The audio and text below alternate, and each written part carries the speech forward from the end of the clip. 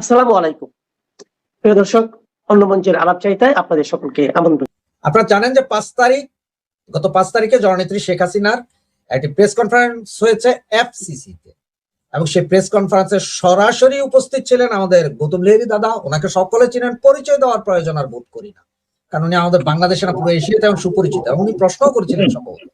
চলুন সরাসরি ওনার কাছে যাই, ওনার কাছ থেকে শুনবো। নমস্কার দাদা, কেমন আছেন? আছি মোটামুটি।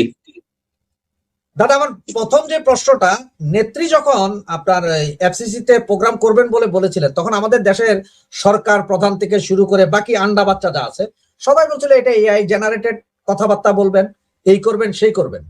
আপনি তো প্রোগ্রামের একদম প্রথম সারিতে উপস্থিত ছিলেন, সম্ভবত প্রশ্নও করেছিলেন, আপনি প্রশ্ন রেখেছিলেন। আপনার কাছে কি মনে হয়েছে বিষয়টা? না, আমি তো নয় বাদই দিলাম আমার নিজের কথা, কিন্তু ওখানে মানে পশ্চিমা গণমাধ্যমের সকলেই ছিল, কারণ ওটা ফরেন করেসপন্ডেন্ট ক্লাব, এবং সেখানে পরবর্তীকালে আমরা দেখলাম রয়টার্স, সিএনএন সবাই এটা কভার করেছে। সুতরাং তারা কেউ এই প্রশ্নটা বাংলাদেশের কিছু অর্বাচীন লোক ছাড়া আর কেউ প্রশ্ন তোলেনি যে এটা এআই এর মাধ্যমে হচ্ছে। এবং বুঝলেও বুঝতে পারবেন যে যখন বাংলাদেশেরই এক মহিলা সাংবাদিক, যিনি যুক্তরাষ্ট্র থেকে এসেছিলেন এটা কভার করতে, শারমিন রহমান, তিনি প্রশ্ন করছিলেন ফিরে যাওয়ার প্রশ্নের ব্যাপারে, তো তখন সজীব ওয়াজেদ জয় বলছিলেন যে বোধহয় নেত্রী বোধহয় চলে গেছেন, তাহলে এখন প্রশ্ন উত্তরটা আমিই দিই। উনি বলেন না না, I am very much here, I want to answer this. কারণ এআই তে এতটা ম্যানিপুলেট করে করাটা, এটা যারা করেন তারা জানেন আর কি, তারা বলতে পারবেন। কিন্তু কেউ ওখানে এই প্রশ্নটা তোলেনি, যারা উপস্থিত ছিল তারা সকলেই যে খুব শেখ হাসিনা বা আওয়ামী লীগের ভক্ত এমনও নয়। তো তারাও যখন প্রশ্ন তোলেনি, আর বাকিদের প্রশ্ন তোলাটা তো অর্থহীন। প্রশ্নটা হচ্ছে যে এটা বলার উদ্দেশ্য কারণ হচ্ছে যে মানে যদি গুরুত্ব, সব থেকে বেশি গুরুত্ব কে দিয়েছে বলুন তো? সব থেকে বেশি গুরুত্ব দিয়েছে বাংলাদেশের পররাষ্ট্র মন্ত্রণালয়। তারা এরপরে একটা স্টেটমেন্ট জারি করেছে। স্টেটমেন্টটা নিয়ম অনুসারে কোনো স্টেটের বিরুদ্ধে যদি বলতে হয় তাহলে সেটা ভিয়েনা প্রোটোকল অনুসারে সেই সরকারকে জানাতে হয়। সেটা না জানিয়ে তারা প্রেস বিবৃতি দিয়েছেন এবং ফেসবুকে দিয়ে দিয়েছেন। তো তারা তো পুরোটা শুনেছেন, ফলে তাদের জন্য তো এটা একটা বড় বিষয়। দ্বিতীয়ত আর একটা ব্যাপার বলা ভালো, যে সেই স্টেটমেন্টটা আমি দেখলাম প্রত্যেক সাংবাদিকরাই পেয়েছেন, বাংলাদেশের সাংবাদিকরাও পেয়েছেন, 9বার ওটা এডিট করতে হয়েছে। তারপরে পরিশেষে এমন একটা ভাষা প্রয়োগ করে পররাষ্ট্র মন্ত্রণালয় স্টেটমেন্ট ইস্যু করেছে যেটা সম্পূর্ণ অকূটনৈতিক ভাষা, এবং যিনি করেছেন, এবং আমি নিশ্চিত যে এটা ডক্টর খলিলুর রহমান করেননি, কারণ তিনি এই ধরনের নোংরা ভাষা ব্যবহার করতে পারেন না। মাফিয়া টফিয়া ইত্যাদি এই ভাষাতে লেখা আছে, সেটা আমি জানি না, এক ভদ্রলোক করে থাকতে পারেন, আমি সেটাও জানি না, যিনি 2007-8 সালে আওয়ামী লীগে আসতে চাইছিলেন, কিন্তু আসতে পারেননি বলে তার যে মনের বেদনা, ফলে তারেক রহমানের সঙ্গে সম্পর্ক হয়ে তারেক রহমান একটা ইংরেজি জানা একজন লোক দরকার ছিল, ফলে তিনি সেখানে ঢুকে পড়েছেন। তারপরে তার থেকে তিনি সব থেকে বেশি, তিনি হলেন আওয়ামী লীগ বিরোধী, এবং এতটাই উগ্র বিরোধী তিনি যে একটা পররাষ্ট্র উপদেষ্টা। কেন উপদেষ্টা? তিনি মন্ত্রী হননি কেন, কেন জানেন? তিনি উপদেষ্টা হচ্ছেন এই কারণে যে তার যে ব্রিটিশ পাসপোর্টটা জমা দিয়ে দিতে হবে, সেটার ভরসা নেই, কবে আবার গদি উল্টে যাবে, তখন ফিরে যেতে হবে ব্রিটেনে, না? সেই জন্য তিনি উপদেষ্টা। উপদেষ্টা যারা হন তারা কেউ পাসপোর্ট, কূটনৈতিক পাসপোর্ট নেন না, কারণ কূটনৈতিক পাসপোর্ট নিতে গেলে ওই অরিজিনাল পাসপোর্টটাকে জমা দিয়ে দিতে হবে, বুঝেছেন? তো এই তো হচ্ছে অবস্থা, যেটা আমি জানি না যে এটাকে নিয়ে কেন এত অযথা, মানে হঠাৎ দুই দেশের সম্পর্কের মধ্যে শেখ হাসিনাটা একটা ব্যাপার কেন হতে যাবে? এটা কি দুই দেশের সম্পর্কটা ভালো বা মন্দ নির্ভর করবে শেখ হাসিনাকে কেন্দ্র করে? ওরা নিজেরাই তো মেনে নিচ্ছে শেখ হাসিনা একটা ফ্যাক্টর, তাই না? এর বাইরেও তো দ্বিপাক্ষিক সম্পর্ক হতে পারে, তাই না? আপনারা জানেন ভালো করে। পরের দিনই হাই কমিশনার দীনেশ ত্রিবেদী দেখা করতে গিয়েছিলেন জ্বালানি মন্ত্রী, তিনি বলেছেন আমাদের বাঁচান, আমাদের খুব ক্রাইসিস, গ্যাসের সংকট, ফলে আপনি ডিজেল যদি না দেন, বাড়তি দিচ্ছেন ভালো, কিন্তু আরো বাড়তি না দিলে কে বা কারা যেন লিখছে, দেখলাম বড় বড় কাগজ নাকি, তারা মিনিমাম কোনো কূটনৈতিক ধ্যান ধারণা নেই, কারণ তার রাজনৈতিক উদ্দেশ্যে যদি কপি লিখেন তাহলে তো বাকিটা তাদের করা যাবে না। ফলে তারা লিখছেন সম্পর্ক নাকি বিরাট উত্তেজনাময়, এত উত্তেজনাময় যে ডিজেল চেয়ে বসছে, তাই না? তা তো বলতে পারতেন ভারত থেকে ডিজেল নেবো না, তাই না? এত সম্পর্ক। সাংবাদিকরা আপনাকে একটা জিনিস দেখায়, তাহলে ওনারা একটু পরিষ্কার হবেন। এই যে দেখেন, আমাদের সালাউদ্দিন সাহেব, যাকে আপনারা ভারত দীর্ঘ প্রায় 7 বছর শিলংয়ে রেখেছিলেন, তিনি বলছেন হাসিনা কার্ড খেলবেন আবার সুসম্পর্ক চাইবেন, তা হতে পারে না। না, উনি তো রয়ের তত্ত্বাবধানে ছিলেন।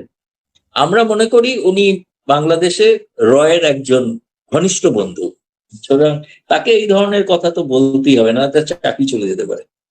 ও আচ্ছা, 9 বছর মানে উনি বললে আপনারা তিনি মাইন্ড করবেন? কোথাও খারাপ ছিলেন তা নয়, বেশ কিছু ভারতীয় সাংবাদিক তার সঙ্গে দেখাও করেছিলেন তিনি যেখানে ছিলেন।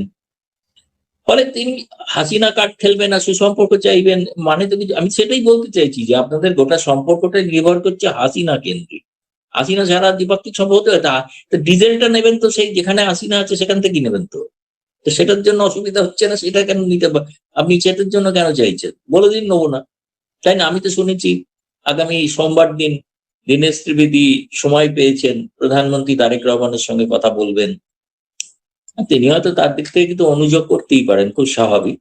কিন্তু মূল বিষয়টা হচ্ছে সেই দিন যে সাক্ষাৎ হবে তাতে হয়তো সকলেই জানতে পারবে যে তারেক রহমান ব্রিক্স সম্মেলনে যে আমন্ত্রিত তারা সেখানে আসছেন কি আসছেন না, এবং না আসলে তাদের ক্ষতি হবে, এটা তাদের বোঝা উচিত। তাদেরকে আমি দেখেছি বাংলাদেশের একটা কাগজ লিখেছে যে যাওয়া উচিত। হ্যাঁ, পরের প্রশ্ন। দাদা, এখন পরের যে প্রশ্নটা, এটা খুব ইন্টারেস্টিং। এই ভদ্রলোককে হয়তো আপনি চেনেন, ফারহাদ মাঝার নাম, তাত্ত্বিক নেতা। উনি বলছেন যে 24 জুলাই আগস্টের যে আন্দোলন, সেটা সেফ হাউস ছিল, যুক্তরাষ্ট্র নিজে পরিচালনা করতে একটা সেফ হাউস, সেইখানে এই যে জুলাই আগস্টের সন্ত্রাসীগুলোকে নিয়ে ওরা রাখতো, মগজ ধোলাই করতো। তাহলে এতদিন আমরা যে বলেছিলাম যে এটা যুক্তরাষ্ট্রের তৈরি করা, পাকিস্তানের আইএসআই নিয়ন্ত্রিত, তার কি প্রমাণ কি উনি দিচ্ছেন? কারণ উনি কিন্তু বিশাল তাত্ত্বিক নেতা, উনি কিন্তু ওই সময় খুব অ্যাগ্রেসিভ ছিলেন। হঠাৎ ওনার কি হলো যে উনি আমেরিকার বিরুদ্ধে বলা শুরু করলেন? হ্যাঁ, এবং তার অ্যাগ্রেসিভ ছিলেন, এবং তার কথা তো সেখানকার ছাত্ররা শুনতো, এবং তার স্ত্রী সম্ভবত ইউনুস সরকারের একজন উপদেষ্টাও হয়েছিলেন, মৎস্য ও প্রাণী সম্পদ মন্ত্রণালয়। হ্যাঁ, যিনি ভারতে মাছ পাঠাতে খুব অসুবিধা হচ্ছিল তার, ভারতে ইলিশ মাছ পাঠাতে গিয়ে তাই নানা রকম প্রশ্ন তুলেছিলেন। তিনি আবার সংসদে মহিলা কোটারও বিরোধী, মহিলা হয়ে মহিলা কোটার বিরোধী, এ অদ্ভুত ধরনের আদর্শ। কিন্তু তার যে স্বামী, তিনি যার কথা বললে ফারহাদ মাজার, তিনি একজন তাত্ত্বিক নেতা। তিনি মার্ক্সবাদেও বিশ্বাস করতেন এক সময়, পরবর্তীকালে তিনি এমনই মার্ক্সবাদে বিশ্বাসী হলেন যে তিনি বঙ্গবন্ধুর যে ধর্মনিরপেক্ষত যে সংবিধান, তার বিরুদ্ধে তার বই বেরোলো, এবং তিনি বলছিলেন অন্য একটা ইন্টারভিউতে তার বই নাকি হু হু করে কাটতি বেড়ে গিয়েছিল। ফলে তার থেকে বুঝতে পারছিলাম যে বাংলাদেশে একটা রেজিম চেঞ্জ হতে পারে। এবং তার কথা তিনি পরবর্তীকালে আমার মনে হয়েছে তিনি তো ইউনুসের অত্যন্ত ঘনিষ্ঠ। তিনি অতীত কিন্তু তার কিন্তু আমেরিকা থেকে, আমি জানি না কেন আমেরিকা বিরোধী এত কথা বলছেন, তিনি পড়াশোনা কিন্তু আমেরিকা থেকেই করেছেন, সেখান থেকেই ফিরে এসছেন। যারা এই ধরনের কথা বলছেন বা বিপ্লব করছেন বা করেছেন, অধিকাংশের ব্যাকগ্রাউন্ডই হচ্ছে আমেরিকা। তো এখন কোনো কারণে আমেরিকা তাকে আর প্রয়োজন মনে করছে না, কাজ হয়ে গেছে, মিটে গেছে, তাকে ছুঁড়ে ফেলে দিয়েছেন। ফলে তিনি সেই কারণে হয়তো ক্ষুব্ধ। এখন সেই জন্য যা সত্য জানতেন সেগুলো ধীরে ধীরে এখন প্রকাশ করে ফাঁস করে দিচ্ছেন। এটা তো সকলেই জানে যে এটা ডিক্টেটের খেলা ছিল, এবং মার্কিন দূতাবাস, অন্য কাউকে তো এবার বলার দরকার নেই। প্রথমত মোহাম্মদ ইউনুস বলেছিলেন এটা একটা মেটিকুলাস ডিজাইন, আর ফরহাদ মাজার এতদিন পর স্বীকার করলেন যে আমেরিকান দূতাবাস থেকেই সবটা কলকাঠি নাড়া হয়েছে। ভালো, তাহলে তো তারাই বলছেন যখন, তখন তো আর বোঝাই যাচ্ছে যে বিএনপি তো একটা উপলক্ষ মাত্র ছিল, তাই না?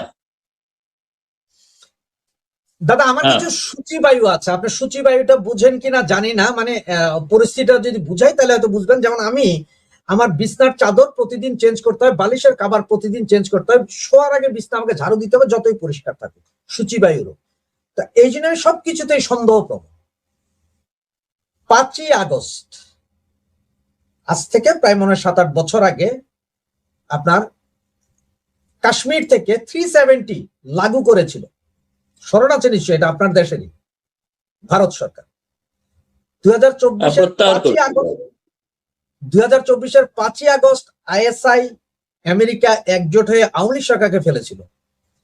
আবার এই 5ই আগস্ট 2 বছর পরে শেখ হাসিনা ওই দিনই প্রেস কনফারেন্সে এসে সরাসরি প্রশ্নের উত্তর দেওয়া, কথা বলা, তিনটাকে যদি একই লাইনে মিলে কিছু কি মিলানো যাচ্ছে কি? কেন বারবার 5ই আগস্ট? কাকতালীয় নয়।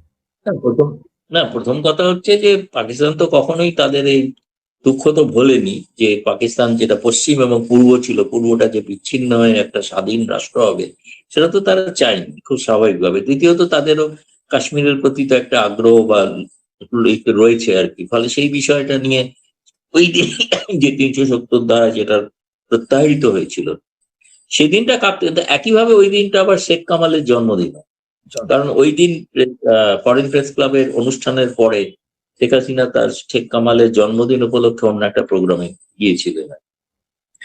তো অনেক ক্ষেত্রে দিনটা খুবই গুরুত্বপূর্ণ, এ বিষয়ে কোনো সন্দেহ নেই।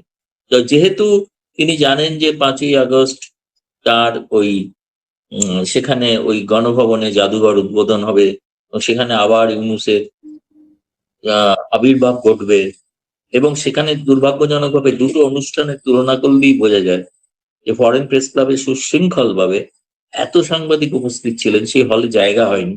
ফলে তারা তাদের প্রাঙ্গণে আলাদা টিভি বসিয়ে সেখানে বসার ব্যবস্থা করেছিলেন, যাতে যারা সরাসরি আসতে পারছেন না ভেতরে হলে, তারা বাইরে বসে যদি দেখতে পান, সেটাও তারা দেখেছেন। এতটাই সুশৃঙ্খল ছিল। আর যে অনুষ্ঠানটা আমরা দেখলাম, এখানে রাষ্ট্রপতিকে বলতে হচ্ছে যে আপনারা এরকম অসভ্যতা করবেন না, শৃঙ্খলা মেনে চলুন। সে ঠিক যেমন মানে যে ধরনের হট্টগোল হয়েছে, তাতে সমস্ত রাষ্ট্রদূতেরা, হাই কমিশনাররা ওই প্রাঙ্গণ ছেড়ে চলে যেতে বাধ্য হয়েছে। সেই ভিডিওটা সবাই দেখেছে। ফলে একটা টোটাল যে নৈরাজ্য মধ্যে এখনো বাংলাদেশ, তার একটা বড় প্রমাণ হচ্ছে সাকিব সেদিন ওই প্রোগ্রামে যোগ দিয়েছিল বলে তার বাড়ি ভাঙচুর করা হলো, শুধু এবং সাকিব না, তার নওফেলের বাড়িও ভাঙচুর করা হয়েছে। হ্যাঁ বলছি। তো এখন যদিও সাকিব খুব চমৎকার রিয়াকশন দিয়েছে, সে বলছে আমি বাড়িটা আসলে ভেঙে নতুন করে তৈরি করতে চাইছিলাম, ভাঙারও তো একটা খরচ আছে, ফলে ওরা ভেঙে দিয়েছে, আমার খরচটা বাঁচিয়ে দিয়েছে, সেটা বলেছে সাকিব। তো পরে এটাও বলেছে সে বাংলাদেশে ফিরতে চায়, সব বিচারের সম্মুখীন হতে চায়, কিন্তু তার নিরাপত্তা প্রয়োজন। আর নওফেলেরও চট্টগ্রাম বাড়িতে বারবার ওই বাড়িতে হামলা হয়, বারবার হয়, এবারও হয়েছে।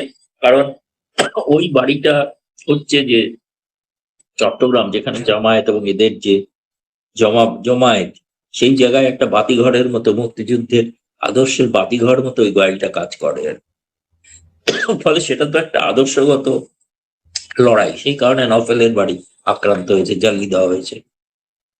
এবং এটা প্রমাণ করে যে সেই যে ইউনূসের সময় যে মব কালচার, যেটার নিন্দা বিএনপিও করত, আজকে কিন্তু দেখা যাচ্ছে সেই মব কালচারটা অব্যাহত। শিল্পপতিদের ওপর চাঁদাবাজি অব্যাহত। তাদের যদি তারা চাঁদা না দেন, তাদের কারখানা, শিল্প সংস্থা তাদের খুলতে দেওয়া হবে না, কাজ করতে দেওয়া হবে না। আমি নাম বলছি না, কিন্তু আমি নিজে ব্যক্তিগতভাবে জানি এই সমস্ত শিল্প গোষ্ঠীর ওপরে কি ধরনের হামলা চলছে।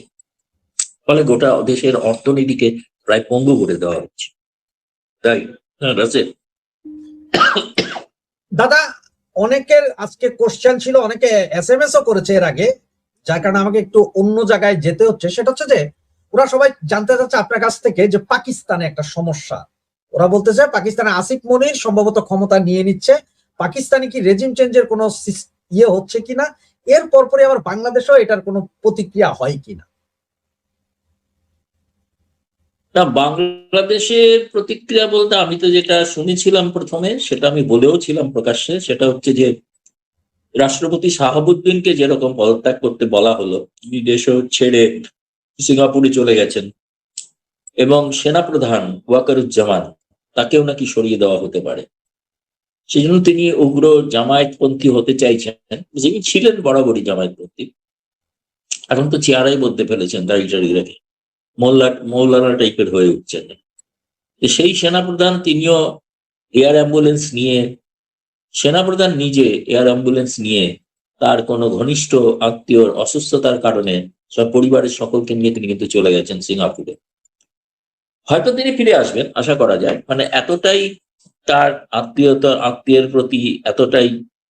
সিঙ্গাপুর একটা হচ্ছে বলা যেতে পারে দ্বিতীয় ডিপ স্টেট, যেখানে মাধ্যমে প্রচুর কিছু আলোচনা হয়ে থাকে, যেগুলো অনেক ক্ষেত্রে রেজিম চেঞ্জ বা আমেরিকার স্বার্থ সংক্রান্ত বিষয়, এখানে অনেক সিদ্ধান্ত হয়ে থাকে। এখন সেটা এখনো আমার কাছে কোনো খবর নেই, আমি জানি না। তবে আসিফ মনির যেরকম ওয়াশিংটনের খুব ঘনিষ্ঠ ব্যক্তি, ওয়াকারুজ্জামানও ওয়াশিংটনের ঘনিষ্ঠ ছিলেন, এবং তাকে যদিও আমেরিকা কখনোই সবসময় প্রকাশ্যে কোনো সেনা শাসন পছন্দ করে না, তারা চায় কোনো না কোনো ভাবে একটা গণতান্ত্রিক ব্যবস্থা থাকুক, তার আড়ালে সেনা থাকুক। এখন ফলে সেনা অভ্যুত্থান এরকম কিছু ঘটবে কিনা, ঘটলেও সেটা আমেরিকা চাইবে কিনা, সেটা সম্পর্কে আমি নিশ্চিত নই। তবে এটা ঘটনা যে ওয়াকারুজ্জামানের ভবিষ্যৎটা কিছুদিনের মধ্যেই নির্ধারিত হতে চলেছে। হয় তিনি তো এমনি আগামী বছর তার অবসর নেওয়ার কথা, অবসর নিয়ে কি করবেন, অবসর নিয়ে কি তিনি অন্য কোনো ভূমিকায় আসতে পারেন, সেক্ষেত্রে ওয়াশিংটনের একটা সবুজ সংকেত প্রয়োজন। হয়তো সেটা সিঙ্গাপুরে আলোচনা চলছে, সেটা এখনো প্রকাশ্যে আসেনি, সেটা এলে তখন হয়তো জানা যেতে পারে। দাদা, এই যে ওই দিন 5 তারিখের প্রোগ্রাম শেষ হওয়ার পরে আমি যতটুকু জানি যে আপনারা সাংবাদিকরা এরপর প্রায় 2-3 ঘন্টা ওখানে বিভিন্ন জনের সাথে আলাপ আলোচনা করছেন, বিদেশি সাংবাদিক আপনারা সব। 5 তারিখের এই প্রেস কনফারেন্সের পরে আন্তর্জাতিক মিডিয়ার যারা উপস্থিত ছিলেন ওদের মনোভাব কি বুঝতে পারলেন আপনি? ওদের মনোভাব হচ্ছে ওরা ন্যাচারালি খুবই অভিভূত যে শেখ হাসিনা তার পক্ষে যতগুলো সম্ভব প্রশ্নের তিনি জবাব দিয়েছেন, সে পছন্দ হোক না হোক, কিন্তু সেটাকে তার গুরুত্ব দিয়ে তারা প্রকাশ করেছেন। ভারতের জাতীয় গণমাধ্যমেও প্রকাশিত হয়েছে, অন্যত্রও প্রকাশিত হয়েছে, আন্তর্জাতিক মিডিয়াতে প্রকাশিত হয়েছে, পশ্চিমা গণমাধ্যমেও প্রকাশিত হয়েছে। এবং তারা হয়তো অনেকে আরেকটু সাংবাদিক সুলভ আগ্রহের কারণে তারা জানতে চাইছিলেন যে তিনি কবে ঠিক যাবেন। সেই প্রশ্নটার উত্তর সরাসরি তো শেখ হাসিনা দেননি, তিনি বলেছেন বিজয়ের মাস সব যাবে। এইটুকু ছাড়া আর কোনো আক্ষেপ আমি ওটা দেখিনি। তার কারণ হচ্ছে, যেটা একজন যে সাংবাদিক প্রশ্ন করেছিলেন যে জুলাই আগস্টের যে হত্যাকাণ্ডের ওপরে ক্ষমা চাইবেন কিনা, তো তার উপরে সজীব ওয়াজেদ জয় যে জবাব দিয়েছেন, সেই জবাবের তো তাতে মনে হয়নি যে সে জবাবের উপরে আর কোনো প্রশ্ন থাকতে পারে। কারণ জয় বলেছেন যে আওয়ামী লীগের আমলের হত্যাকাণ্ডগুলো হচ্ছে হত্যা, আর আওয়ামী লীগ চলে যাওয়ার পর যে হত্যাকাণ্ড হলো, যে পুলিশরা মারা গেল, তাদের হত্যাকাণ্ডটা হত্যা নয়, সেই বিচার হবে না, তার জন্য কেউ ক্ষমা চাইবে না। বরঞ্চ সেই বিচার হবে না বলে ইউনূস তো দায় মুক্ত একটি আইন পাশ করলেন, এবং সেই আইনটা বর্তমান সরকারও মেনে চলছেন, তাই না? তো সুতরাং আওয়ামী লীগের সময়কার মৃত্যুটা মৃত্যু, আর বাকি সময়ের মৃত্যুটা মৃত্যু নয় বা হত্যা নয়, এটা কেমন ধরনীয় হলে সবটাই হোক, বিচার হোক, তাই না? তাহলেই তো বোঝা যাবে। ওনার এই সজীব ওয়াজেদ জয়ের এই কথাটার পরে আসলে, এবং আজকে একটা ফটোকার্ড দেখার পরে আমার মাথায় যেটা চিন্তা আসছে, আপনাকে আগে একটা ফটোকার্ড দেখায়। প্রথম হচ্ছে যে এই যে সালাউদ্দিন আহমেদ গুম, শেখ হাসিনা, কামাল, জিয়াউল হাসানের সম্পৃক্ততা পেয়েছে তদন্ত সংস্থা। সালাউদ্দিন মানে হচ্ছে শিলং সালাউদ্দিন, যিনি স্বরাষ্ট্রমন্ত্রী। উনি ইন্ডিয়াতে থেকে উনি নাকি গুম ছিলেন। তাহলে এখন আমার প্রশ্ন হচ্ছে যে এই যে এটা আজকের একটা পত্রিকার খবর, 121 জন আওয়ামী লীগ মন্ত্রী এমপি কারাবন্দী রয়েছে। 300 এমপির মধ্যে বাকি যারা আছে, অনেক মন্ত্রী, অনেক সংসদ সদস্য, নেতাকর্মী কোথায় আছে কেউ জানে না। কেউ বলে ইন্ডিয়াতে, কেউ বলে সিঙ্গাপুর, দুবাই। তাহলে তো এরাও 24-এর 5ই আগস্ট সকলকেই গুম করা হয়েছে নাকি? সালাউদ্দিনেরটা না, তার চেয়েও বড় কথা হচ্ছে যে জেলের মধ্যে মারা গেছেন, তো জেলের মধ্যে মারা গেছেন। তাহলে জেলের মধ্যে মারা যাওয়াটার কিন্তু হচ্ছে নিয়ম অনুসারে সেটা কিন্তু কাস্টোডি ডেথ, মানে তার একটা ম্যাজিস্ট্রিয়াল এনকোয়ারি হওয়া উচিত, সেটাও তো হয়নি। আইনের শাসন না থাকলে যা হয় তাই ঘটছে। ফলে যে কথাগুলো আপনি বলছেন যে আরো অনেকে নিখোঁজ, যারা ভারতে আছেন এটা তো ভারত সরকার জানে, তাই না, কারা এখানে আছেন, কারা থাকছেন, যেসব মন্ত্রী, নেতা ইত্যাদি। কিন্তু বাকি অনেকে আছেন, এটা ঘটনা যে তারা তো সত্যিই নিখোঁজ। তারা কি গুম খুন হয়েছেন নাকি তাদের আটকে রাখা হয়েছে? যেমন আমি দেখছিলাম ওই ফরহাদ মাজার বোধহয় একটা গুম খুন নিয়েও মন্তব্য করেছেন কিছু একটা, যে সেইগুলো যদি হয়ে থাকে তাহলে সেই সব গুম খুনের ছবিতে হঠাৎ তোয়ালে কেন দেখা যাচ্ছে, পাখা কেন দেখা যাচ্ছে, সেই ছবিগুলো কি পরে তৈরি করা হয়েছে? সবটাই তো পরে। যেটা বলা হয় যে শেখ হাসিনাকে তারা চাইছেন, তো কিন্তু শেখ হাসিনা যখন ভারতে এসেছিলেন তখন তো তিনি অপরাধী না, তার বিরুদ্ধে যে অপরাধ সেটা তো পরবর্তী বিষয়। কিন্তু আমরা যেটা বলি যে এটা ইউনূসেরই শাসনের এক্সটেনশন চলছে এখন, তার বড় প্রমাণ হলো ইউনুস যে আইসিটি তৈরি করেছিলেন, যে আইসিটি কি সম্পূর্ণ আন্তর্জাতিক বিধি বহির্ভূত একটা আইসিটি, সেটাকে তো এখন এরা মানছেন না। সেটা কিন্তু ধরে তারা বলছেন তিনি ফাঁসির আসামি। তা ফাঁসির আসামিতে সেটা তো ইউনুস আমলে হয়েছে, সেটাকে বিচার হয়েছিল, একজনের অবর্তমানে বিচার হয়েছিল। সেটা কি বিচার বাবু, সেটা কি সঠিক বিচার? সেটা তো ফ্যাসিস্ট আমলে যা হয়ে থাকে তাই হয়েছে, যে আপনাকে বিচারের কোনো সুযোগ দেওয়া হবে না, আমি রায় বলে দেবো, সোজা কথা, রায়টা ঘটা থেকেই ঠিক হয়ে আছে। সেটা তো আর ন্যায় বিচার হলো না, তাই না? আন্তর্জাতিক ট্রাইব্যুনালের নিয়ম অনুসারে তার যা নিয়ম কানুন রয়েছে সেই অনুযায়ী কি ট্রাইব্যুনাল গঠিত হয়েছিল? তো হয়নি, এই নিয়ে তো অনেক প্রশ্ন আছে। কিন্তু দেখা যাচ্ছে বিএনপি সরকার সেটাকেই মানছেন, সেটাকেই বলে যাচ্ছেন, তাই না? হ্যাঁ, রাশেদ ভাই। দাদা, এই যে আরেকটা জিনিস, এটা একটু ইন্টারন্যাশনালি, যে সৌদি আরব একটা ইয়ে করেছে, টাই আপ করেছে, বাংলাদেশ সহ অনেক 19টা দেশ জয়েন করেছে। আজকে কিন্তু ইরান অলরেডি সরাসরি হুমকি দিয়েছে যে এই টাই আপের ব্যাপারটা, যে এটা ওরা অন্যভাবে দেখছে। বাংলাদেশের উপরে কি কোনো ইম্প্যাক্ট আসতে পারে এতে? না, বাংলাদেশের যে সমস্ত জাহাজে বাংলাদেশের পণ্য আসার কথা হরমুজ প্রণালী দিয়ে, সেগুলো ইরান অনুমতি দেবে না, বা জোর করে পাঠানোর চেষ্টা হলে সেগুলোকে ইরান ধ্বংস করে দিতে পারে, ফলে বাংলাদেশ ক্ষতিগ্রস্ত হবে। এরকম একটা মানে যে সামরিক জোটে, একটা মানে যে সামরিক জোটটার জাতিসংঘের অধীনে নয়, সেই ধরনের সামরিক জোটে অংশগ্রহণ করাটা, এটা বাংলাদেশ আমার মতো একটা বড় ধরনের ঝুঁকি নিয়েছে। মানে যারা মুখে এত কথা বলেন তারা নাকি ফিলিস্তিনের পক্ষে, কিন্তু এটা তো ইসরায়েলের পক্ষে চলে যাওয়া হলো। তাহলে বাংলাদেশ কি শিবির পরিবর্তন করছে? বাংলাদেশ কি এখন ইসরায়েলের পক্ষে যাচ্ছে? সেটা একটা বিষয়, কিন্তু এটা ভাবার বিষয় আছে। বাংলাদেশ তার কিন্তু পররাষ্ট্র নীতি পরিবর্তন করছে, তার সমস্ত ইঙ্গিত পাওয়া যাচ্ছে। কেবল ভারত বিরোধিতা নয়, সে আন্তর্জাতিক ক্ষেত্র যে ধরনের সামরিক জোটে, আগে কিন্তু কোনো সামরিক জোটে সামিল হতো না বাংলাদেশ। শেখ হাসিনার সময় শেখ হাসিনা কিন্তু কোয়াডে যুক্ত হতে চাননি, যদিও কোয়াড কোনো সামরিক জোট নয় তা সত্ত্বেও। কিন্তু পরবর্তীকালে এখন আমরা দেখছি যে বাংলাদেশ কিন্তু সামরিক জোটে ঢুকছে, এবং যে সামরিক, তারপরে বাংলাদেশের যে সার্বভৌমত্ব, সেটা তো অন্য দেশের কাছে তারা তাহলে বিক্রি করে দিচ্ছেন, অথচ অভিযোগ করতেন শেখ হাসিনার ব্যাপারে। এটাতে বাংলাদেশের জন্য আমার মনে হয় খুবই একটা বিপদ সংকেত। এটা বাংলাদেশকে কোন জায়গায় নিয়ে যাবে আমি জানি না। মরিয়া হয়ে তারা কোনোভাবে নিজেদের সরকার টেকানোর নাম করে যেটা করতে চলেছেন অগণতান্ত্রিক পথে, এটা বাংলাদেশের পক্ষে সঠিক কোনো আমি ভবিষ্যৎ দেখছি না আর কি। এটা খুবই চিন্তার বিষয় হয়ে দাঁড়াবে, কোনো সন্দেহ। দাদা, আমরা একটা কথা বলি যে শকুন যত উপরে উঠবে উঠুক, তার চোখ নাকি একদম নিচে থাকে যে কি হচ্ছে ঘটনা। তো আমরা সাংবাদিকদের বলি যে সাংবাদিকরা যেভাবেই কথা বলুক বা বসে থাকুক, ওনাদের কনসেন্ট্রেশন বা চোখ থাকে যে সামনের ব্যক্তিটি কিভাবে কথা বলছেন, মানে তার খুঁটিনাটি বিষয়গুলো ধরার জন্য।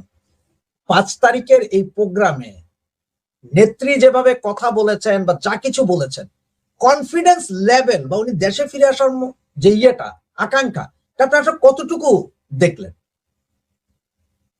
না, সেটা তো তিনি সুদৃঢ়ভাবেই বলেছেন। তিনি তো বলেছেন তিনি রাজনীতি করার জন্য যাচ্ছেন না, যেটা বলা হচ্ছে যে তাকে রাজনীতি করতে দেওয়া হয়েছে।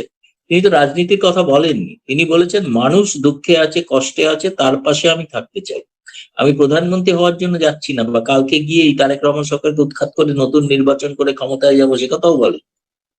উনি বলছেন আমি যাচ্ছি মানুষের পাশে, আমার অনেক দিন হয়ে গেছে, 2 বছরের উপর, আমার দেশের মানুষ আমায় চাইছে, ফলে আমাকে সেখানে যাওয়া উচিত।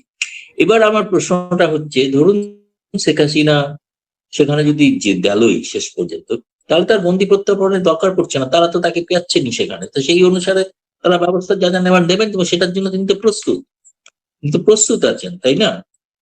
এখন সেটা যদি তারা ভাবছেন যে এখানে বসে এটা করছেন, সেরকম কিছু নয়, এটা রাজনীতি করছেন, রাজনীতির কথা তো উনি বলেন এটা।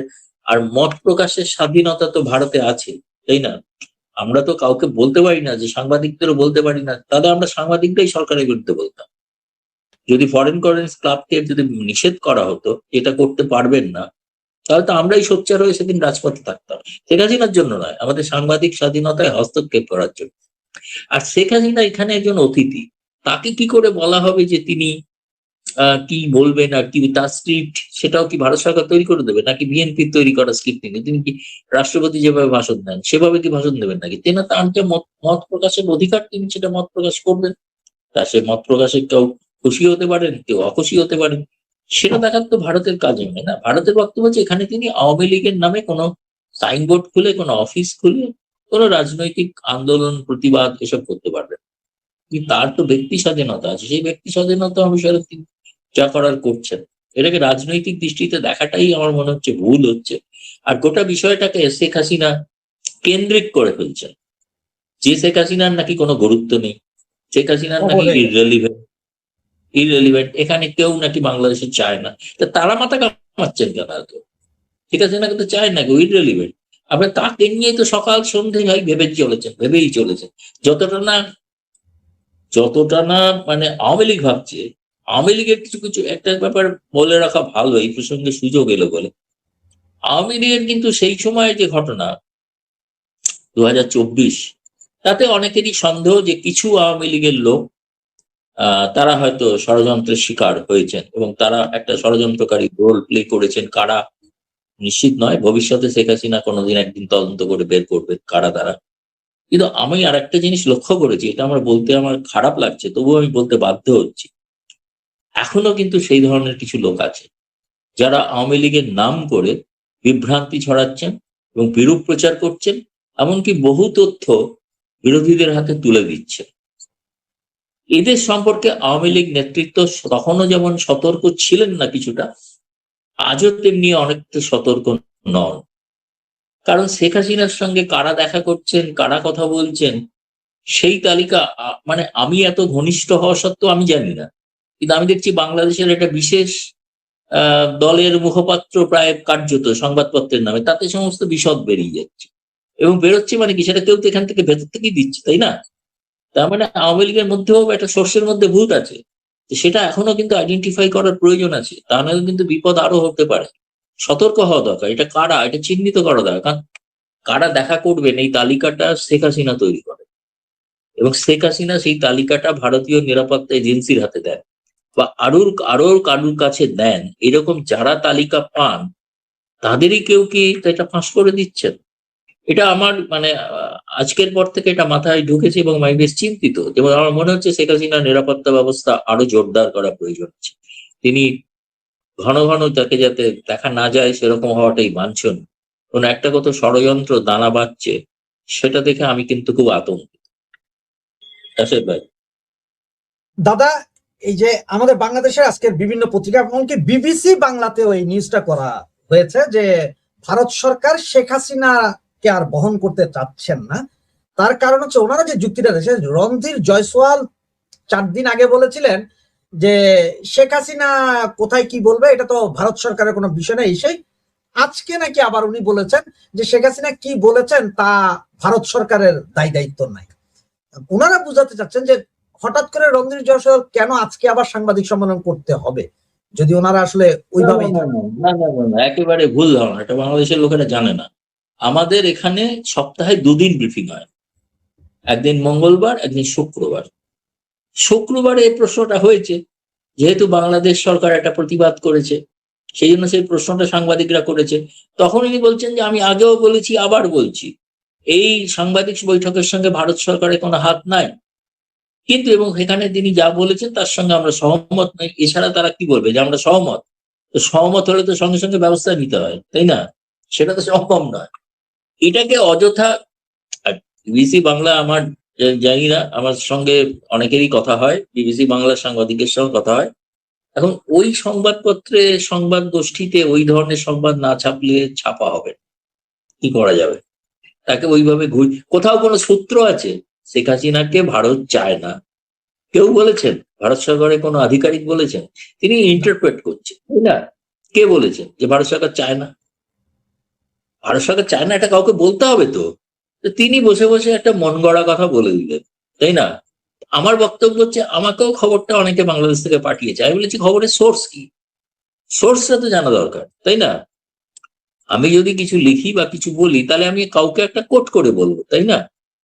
তো সেই কোটেশন নেই, কিছু নেই। কারণ ওই ধরনের খবর ছাপা, কারণ খবরটা কেন হয়েছে জানেন? অথচ এই কারণে যে বিবিসি বহু তর্ক বিতর্কের পর শেখ হাসিনার প্রেস কনফারেন্সটা দেখাতে বাধ্য হয়েছিল, এবং তাতে লাইভ 2 কোটি লোক দেখেছে বিবিসির থেকে। 2 কোটি লোক বিবিসি দিতে, সমগ্র সারা পৃথিবী জুড়ে তো 44 কোটি, কিন্তু তার মধ্যে বিবিসিরই 2 কোটি অবদান আছে। এবং তখন যখন দেখেছে তারা যখন এতটা করে ফেলেছে, তাহলে এবার একটা কাউন্টার করতে হয়, ব্যালেন্স করতে হয়। ব্যালেন্স করতে গিয়ে ঠিক আছে, শেখ হাসিনা যা বলেছেন, ভারত একমত নয়, ভারত চায় না, এটা বলে আবার তাদের যে কনস্টিটুয়েন্সি যেটা, তাকে স্যাটিসফাই করা হয়। সেটা এর মধ্যে কোনো আমাকে কেউ যদি বলেন যে একটা সত্যতা আছে, এত বড় সোর্স বিবিসির আছে, আমার ভারতে তো মনে হয় না। আমি অন্তত সকাল থেকে রাত অনেক নানাবিধ জায়গায় কথা বলি, ভারত সরকারের সঙ্গে কথা বলি, আমাদের ন্যাশনাল সিকিউরিটি অফিস আছে সেখানে কথা বলি, যদি বলেন গোয়েন্দা তাদের সঙ্গেও কথা বলি। তাদের জানতে চেয়েছিলাম যে সত্যি এটা নিয়ে কি কোনো আপত্তি বা কিছু আছে, বলে কিচ্ছু আপত্তি নেই। ভারত সোজা কথা হচ্ছে, আমি কয়েকজন এক্সপার্টের সঙ্গে কথা বলেছি, তার মধ্যে এক্সপার্ট একজন আমাকে বলেছেন, যিনি জওহরলাল নেহরু বিশ্ববিদ্যালয়ের অধ্যাপক সঞ্জয় ভরদ্বাজ, তিনি বাংলাদেশের ওপরে কাজ করে থাকেন, বাংলাদেশ নিয়ে তিনি গবেষক। তিনি বলেছেন ভারত এটা ভারসাম্যের রাজনীতি করছে, ভারসাম্যের কূটনীতি, মানে বিএনপি কে অবজ্ঞা করছেন না, নির্বাচিত সরকার যখন তার সঙ্গে সরকারের সঙ্গে সমর্থন বা সহযোগিতা রাখার চেষ্টা করে যাচ্ছে। যেমন ডিজেল চেয়েছেন, ডিজেল হয়তো পাঠিয়ে দেবেন, কিন্তু তাই বলে আওয়ামী লীগকে উপেক্ষাও করছে। দুটো এই ভারসাম্যের রাজনীতি। আওয়ামী লীগ দীর্ঘদিনের পুরনো বন্ধু, তাদের ভারত অনেক উপকৃত হয়েছে নিরাপত্তার দিক থেকে, ফলে তাকে ভুলে যাবে কি করে? তাকে ভুলে যাওয়া তো সম্ভব না। ফলে এইটা বুঝতে পারছেন না। এর মানে এই নয় যে শেখ হাসিনা কালকে গিয়ে তারেক রহমানকে উৎখাত করে ক্ষমতায় বসবেন আর পেছনে ভারত থাকবে, এটা নয়। ভারত বলছে যে তিনি যা বলেছেন, তিনি তো যে কথাগুলো বলেছেন সেই কথাগুলো তো আমরা জানতাম যে কি বলবেন, ফলে তার সঙ্গে তো আমরা আগেও বলেছি একমত, এখনো বলছি একমত, কিন্তু সেটা বলতেই হবে তাকে। তিনি যদি একমত হয়ে যান ভারত, তাহলে তো ভারত একটা পক্ষ নেওয়া হয়ে গেল না। ভারত তো কোনো পক্ষ নিচ্ছে না, ভারত তারেক রহমানকে উপেক্ষা করছে না। তারেক রহমানকে যে আমন্ত্রণ জানিয়েছিলেন প্রধানমন্ত্রী নরেন্দ্র মোদী, বিশ্বের প্রথম নেতা, আজ পর্যন্ত তার স্বীকৃতি পর্যন্ত ভারতে পাঠান। অনেকে হয় না যে আপনার চিঠি পেয়েছি, বিচার করে জানাবো, স্বীকৃতিও দেন। ব্রিক্স এর সভাপতি নরেন্দ্র মোদী, তিনি আমন্ত্রণ জানিয়েছেন বিমস্টেকের সভাপতিকে, যিনি তারেক রহমান।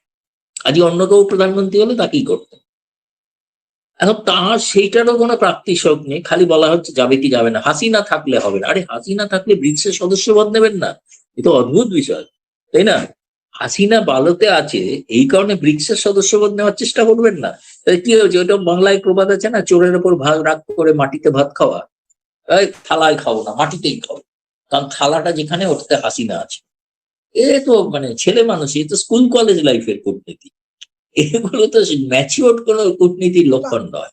আমার মনে হয় যেন ওনার উচিত এখন, যে উনি যখন লন্ডন থেকে বাংলাদেশ গিয়েছিলেন, ভারতীয় এয়ার স্পেসও ইউজ করা উচিত হয়নি, কারণ হাসিনা তো ভারতে।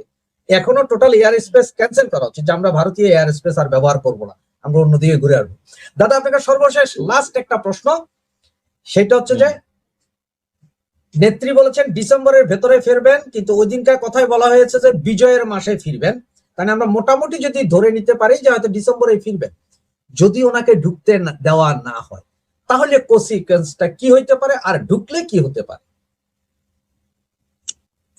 না, আমার তো মনে হয় তারেক রহমান সরকার তাকে যদি একটা মানে স্পেস না দেন, উনি তো বলছেন আমি সংঘাত চাই না, আমি তো রিকনসিলিয়েশন করতে চাই, একটা মিটমাটের জায়গা খুঁজতে চাইছি। মিটমাট যদি না করেন, তাহলে প্রমাণিত হবে যে তারেক রহমান সরকার মিটমাট চান না, তারা সংঘাত চান। তাহলে সংঘাত হবে, সংঘাতের জন্য অপেক্ষা করতে হবে।